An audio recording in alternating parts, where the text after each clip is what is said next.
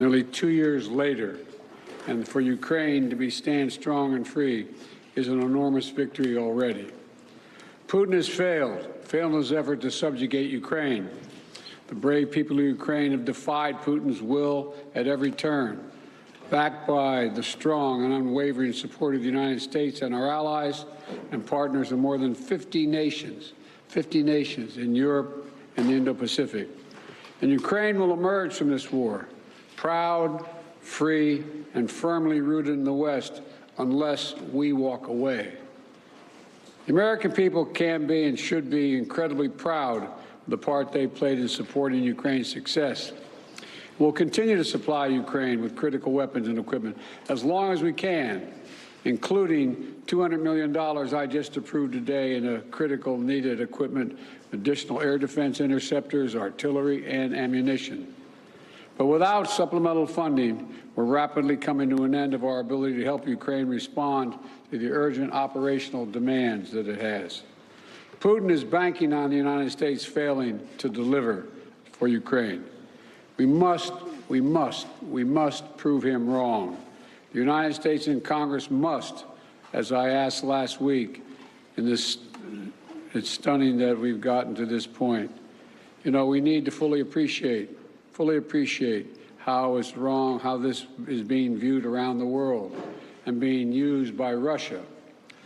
Russian loyalists in Moscow celebrated when Republicans voted to block Ukraine's aid last week. The host of a Kremlin-run show literally said, and I quote, "Well done, Republicans. That's good for us," end of quote. Let me say that again. This host of a Kremlin-run show said, "Well done, Republicans. That's good for us." That's a Russian speaking. If you're being celebrated by Russian propagandists, it might be time to rethink what you're doing. History will judge harshly those who turn their back on freedom's cause. Today, Ukraine's freedom is on the line, but if we don't stop Putin, it'll endanger the freedom of everyone almost everywhere. Putin will keep going, and would-be aggressors everywhere will be emboldened to try to take what they can by force. Mr. President, I'll not walk away from Ukraine, and neither will the American people. A clear bipartisan majority of people across the United States and in Congress support your country.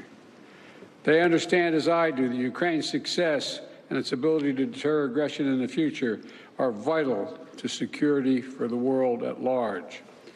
And I have repeatedly made clear from our first day in office, we also need Ukraine to make changes to fix the broken immigration system here. We also need Congress to make the changes to fix the broken immigration system here at home. My team is working with Senate Democrats and Republicans to try to find a bipartisan compromise, both in terms of changes in policy and provide the resources we need to secure the border. Compromise is how democracy works, and I'm ready and offered compromise already. Holding Ukraine funding hostage in the attempt to force through an extreme Republican partisan agenda on the border is not how it works. We need real solutions. I also asked Congress for funding for Israel to take on Hamas and confront multiple other threats backed by Iran in the wake of the October 7th assault. National Security Advisor Sullivan will travel to the region this week and meet with the Israeli War Cabinet, as I have met with, to emphasize our commitment to Israel, as well as the need to protect civilian life and ensure more humanitarian assistance flows and reaches into Gaza for Palestinian civilians. Secretary Austin will also travel to the region this week to step up the international efforts to protect the free flow of commerce through the Red Sea. The entire world is watching what we do, so let's show them who we are. America stands for freedom today, tomorrow, and always. America stands against tyranny and against oppression, and America stands with the people of Ukraine. Thank you again for being here today, Mr. President. And thank you for everything Ukraine is doing to hold the line for liberty in the world. The floor is yours, Mr. President. Thanks for watching. Stay updated about breaking news and top stories on the NBC News app or follow us on social media.